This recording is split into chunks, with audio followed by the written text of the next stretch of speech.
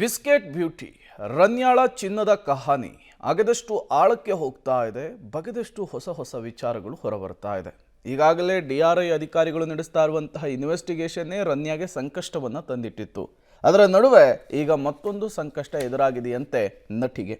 DRI ಅಧಿಕಾರಿಗಳು ನಟಿ ರನ್ಯಾರ ವಿಚಾರಣೆ ನಡೆಸಿದ ವೇಳೆ ಆಕೆ ವಿದೇಶಗಳಲ್ಲಿ ರಿಯಲ್ ಎಸ್ಟೇಟ್ ಬಿಸ್ನೆಸ್ ಇರೋದಾಗಿ ಹೇಳಿದರು. ಹೀಗಾಗಿ ಈಗ ತನಿಖಾಧಿಕಾರಿಗಳು ರನ್ಯಾ ವಿದೇಶಗಳಲ್ಲಿ ನಡೆಸ್ತಾ ಇದ್ದಂತಹ ವ್ಯವಹಾರಗಳ ಬೆನ್ನು ಬಿದ್ದಿದ್ದಾರೆ.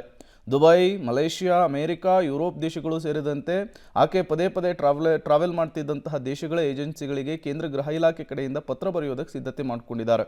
ಈ ಮೂಲಕ ರನ್ಯಾ ವಿದೇಶಿ ಮೂಲವನ್ನು ತಿಳಿಯೋದಕ್ಕೆ ಮುಂದಾಗ್ತಿದ್ದಾರೆ. ಇನ್ನು ದೆಹಲಿಯಲ್ಲಿ ಬಂಧನಕ್ಕೊಳಪಟ್ಟಿದ್ದಂತಹ ಓರ್ವ ಸ್ಮಗ್ಲರ್ ಕೊಟ್ಟಂತಹ ಮಾಹಿತಿಯಿಂದಾಗಿ ರನ್ಯಾ ಬಂಧನ ಆಗಿದೆ ಅನ್ನೋದು ಗೊತ್ತಾಗ್ತಾ ಇದೆ. ಈತ ಕೂಡ ರನ್ಯಾ ಅರೆಸ್ಟ್ ದಿನವೇ ಅರೆಸ್ಟ್ ಆಗಿರ್ತಾನೆ. ದುಬೈನಿಂದ ಗೋಲ್ಡ್ ತಂದಿರ್ತಾನೆ. ವಿಚಾರಣೆಯ ವೇಳೆ ಬೆಂಗಳೂರಿನಲ್ಲಿ ಮತ್ತು ಮುಂಬೈನ ವ್ಯಕ್ತಿಯೋರ್ವ ಚಿನ್ನವನ್ನು ತಂದಿದ್ದಾನೆ ಅಂಥೇಳಿ ಮಾಹಿತಿ ಕೊಟ್ಟಿರ್ತಾನೆ. ಇದೇ ಆಧಾರದ ಮೇರೆಗೆ DRI ಅಧಿಕಾರಿಗಳು ಬೆಂಗಳೂರಿನಲ್ಲಿ ನಟಿ ರನ್ಯಾಳನ್ನು ವಶಕ್ಕೆ ಪಡಿತಾರೆ.